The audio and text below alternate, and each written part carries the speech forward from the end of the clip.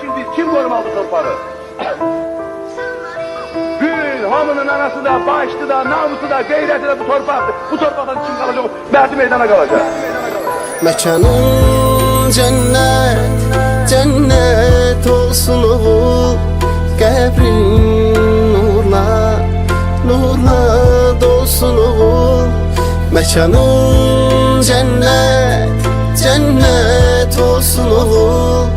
Qəbrin nurla, nurla dolsun oğul.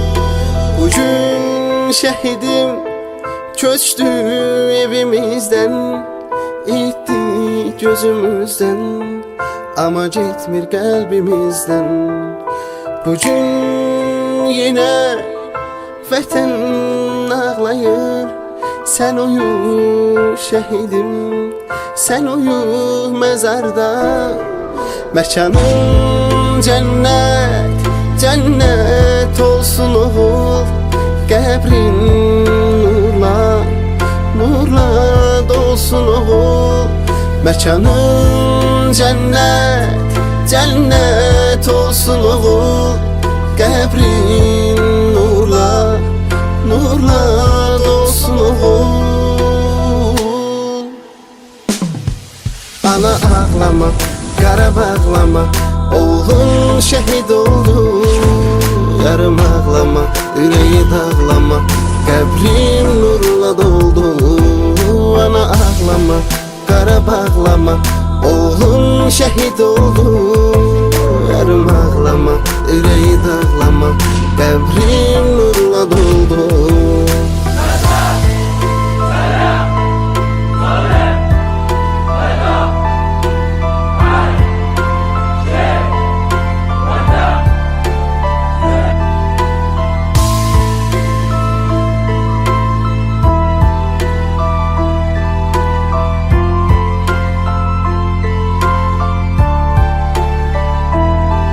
Yarının gözleri her an intizarda.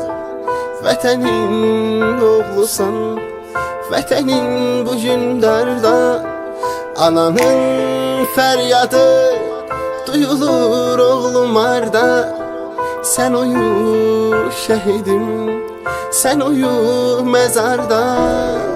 Mekanın cennet, cennet olsun oğul. Qəbrin nurla, nurla dolsun oğul.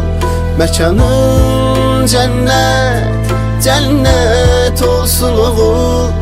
Qəbrin nurla, nurla dolsun oğul.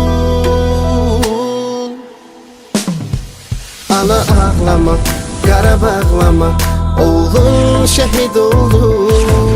Yarım ağlama, yüreği dağlama, qəbrin nurla doldu. Ana ağlama, qara bağlama, oğlun şehit oldu. Yarım ağlama, yüreği dağlama, qəbrin